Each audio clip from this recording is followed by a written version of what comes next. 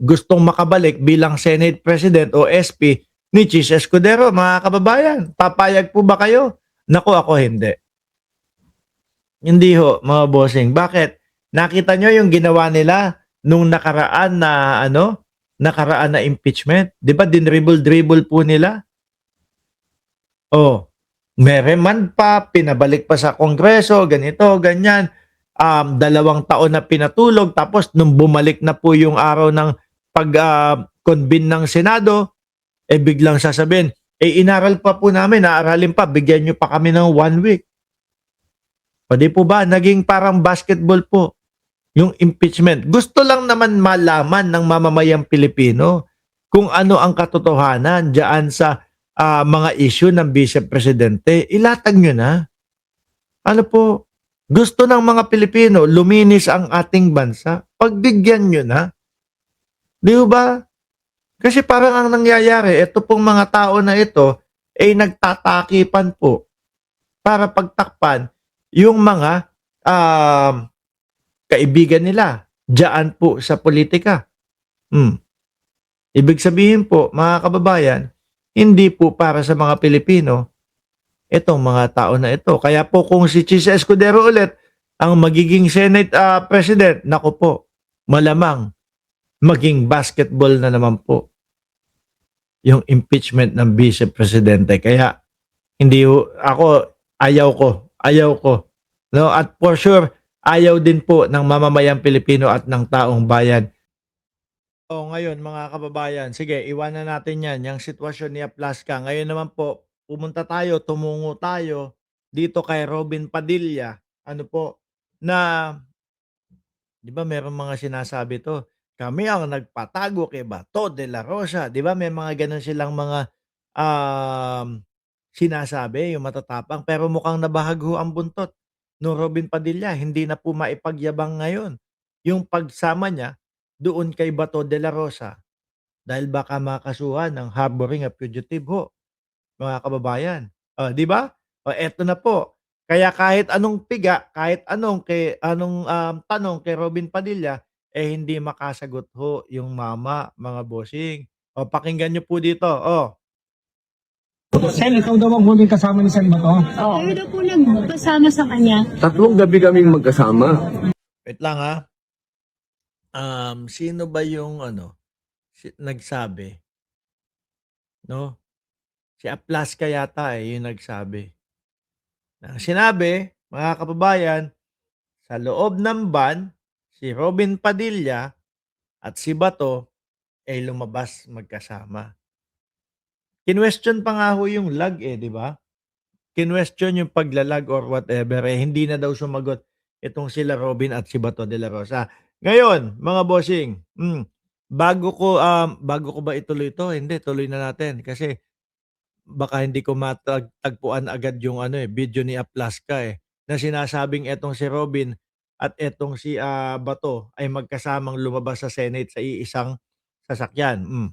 3 Totoo gabi bang kami. magkasabay kayong umalis dito? Nung Wednesday ng madaling Siguro po, Thursday na ng mas madaling maganda po siguro kung magbibigay ng info niyan, ma'am. Pag natapos na yung investigasyon. Kasi mas Ikaw na yung iniimbestigahan, sir, di ba? Person of interest ka na. Actually, pwede mo naman sagutin sila kung ano yung katotohanan. No? Natatakot ka na ngayon. Pwede niya sabihin, hindi po ako yung kasama ni Bato de la Rosa.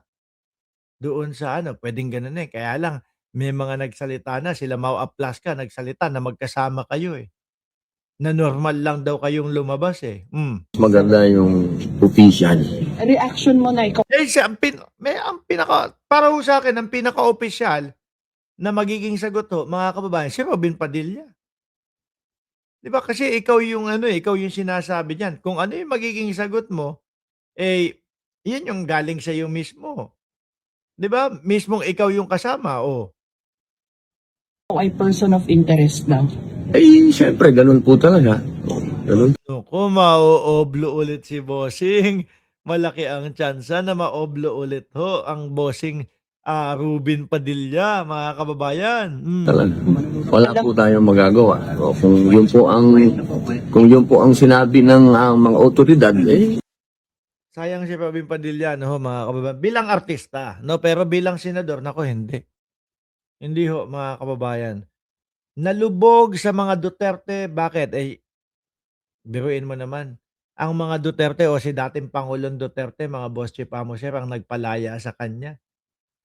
'Di ba? Ang nagbigay ng pardon sa kanila. Kaya lang may mga umuugong po na mga bali-balita na posible at maaari pa lang, bawiin yung mga pardon na gano'n 'no, kapagka nalaman na panlilin lang yung, sanhi nung pardon na yun or kung whatever, oh.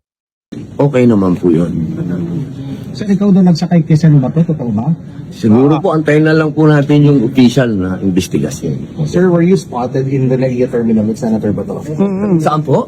The NAIA terminal. Were you Nakita ka raw sa spotted MB Oo, meron din mga ano, balitang gano'n, eh.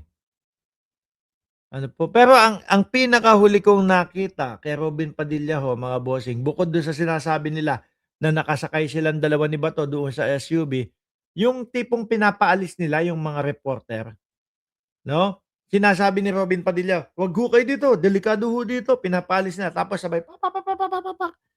Siguro para hindi na makita ng mga reporter kung ano yung katunayan, yung katotohanan o yung mga gawa-gawa nila. Ano po, na stage na barilan-barilan kuno na sila ay pinapaputukan ng NBI. 'Di ba? Kasi kapagka nahagip po 'yun ng mga reporter, mga kababayan, eh, nakakahiya ho sila. ay sa airport. Eh, siguro naman po, walang sense naman yun. Bakit Na? naman kami magpapakita sa airport pa?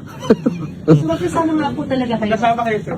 Yes, sir. Hintayin na lang po natin yung investigasyon. Di, may Sagutin mo na, boss. No? Gusto namin marinig galing sa'yo. Ikaw yung mismong kasamang sinasabi, eh. Alam mo 'yan. tinanong lang po kasi na nasa airport daw. Wala ako sa airport. who allegedly escorted the senator. Antayin na lang natin, ma'am, yung investigation. Oh, baka mayari daw siya doon sa isasagot niya, mga kababayan, eh. Kung sasabihin niya na, "Oh, dati mayabang, eh, 'di ba?" Sabi, "Oh, kasama ko ganito, ganyan." Pero ngayon hindi na maipagyabang, yung itinakas si Bato de la Rosa. Siyempre po kasi may official na investigation. Siyempre, paggalang po yun sa otoridad. Sir, aaminin niyo lang naman o i-deny? Eh, mas maganda po yung official. Oo, no, 'di ba? Aaminin niyo lang po, i-de-deny, ganun lang, bossing. Ikaw, playing safe na ho si Binoy. Oy, naku, as in nakikita ko kayong lahat diyan sa comment section, 'no? Kaya lang ayokong bumanggit kahit isang pangalan, bakit 'to? Magiging unfair tayo, mga kababayan, eh. Mabilisan ho ito at, kumbaga, um, dahil anong oras na din ho dito, mag-a-2:00 na ng madaling araw, mga boss chief amo sir, kaya ayokong bumanggit na ni isang pangalan, magiging unfair doon sa iba, okey? Bukas ko kayong lahat isa-shoutout. Para, kasi ba, ang dami-daming kwento. Ito, may kwento pa na nasa airport, oh. Pambira naman. May kwento pa. May kwento pa na yate. Nakausap niyo ba ulit siya, sir? Senator Bato, sa balik Nakausap niyo na ulit siya? Sen Bato? Yan ang mahirap sagutin. Kasi naman yung mga issue ninyo, yung mga paganyan-ganyan ninyo, eh, halatang-halata naman kasi na kumbaga, ano yan, kumbaga para ho mapigilan ng impeachment, 'no? Siguro natatakot 'to yung kampo nila Robin Padilla, mga kababayan, na pagdating nung impeachment at maitanong po yung mga kagaya nitong mga ganito, mga bossing, yung mga hindi maipaliwanag na, salin ng Vice Presidente, 88 milyon yung kanyang salin, pero yung mga in and out doon sa kanilang bangko ni Manscarpio, eh, bilyon-bilyon po. Ang laking discrepancy niyan.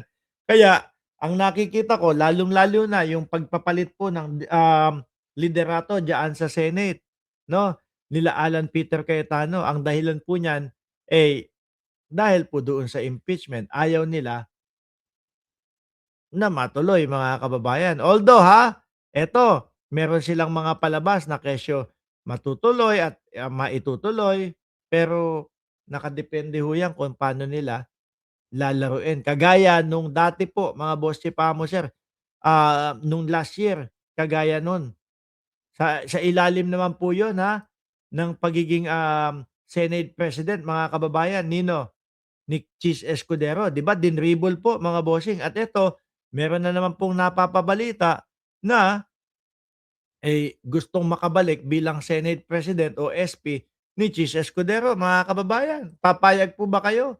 Naku, ako hindi. Hindi ho mga bossing. Bakit? Nakita niyo yung ginawa nila nung nakaraan na impeachment, 'di ba dinribble-dribble po nila? Oh, mereman pa, pinabalik pa sa Kongreso, ganito, ganyan. 2 taon na pinatulog tapos nung bumalik na po yung araw ng convene ng Senado, biglang sasabihin, inaral pa po namin, aaralin pa, bigyan niyo pa kami ng 1 week. O di po ba naging parang basketball po yung impeachment. Gusto lang naman malaman ng mamamayang Pilipino kung ano ang katotohanan diyaan sa, mga issue ng Vice Presidente. Ilatag niyo na. Ano po, gusto ng mga Pilipino luminis ang ating bansa, pagbigyan niyo na. 'Di ho ba? Kasi parang ang nangyayari, eto pong mga tao na ito, nagtatakipan po para pagtakpan yung mga, kaibigan nila diyaan po sa politika. Hmm. Ibig sabihin po, mga kababayan, hindi po para sa mga Pilipino itong mga tao na ito. Kaya po kung si Chis Escudero ulit ang magiging Senate, President, naku po, malamang maging basketball na naman po yung impeachment ng Vice Presidente. Kaya hindi ho ako, ayaw ko, 'no? At for sure, ayaw din po ng mamamayang Pilipino at ng taong bayan na bumalik bilang SP si Chis Escudero, mga bossing. Oh, hanggang dito na lang po. Ganap na madaling araw na po dito sa amin. Ano po, ulitin ko, bukas ko po kayo isha-shoutout mga kababayan, okay? Sa ngayon, hindi muna ako bumanggit kahit isang pangalan. Maraming salamat sa mga sumubaybay at tumutok dito. God bless po sa ating lahat. May utang akong shoutout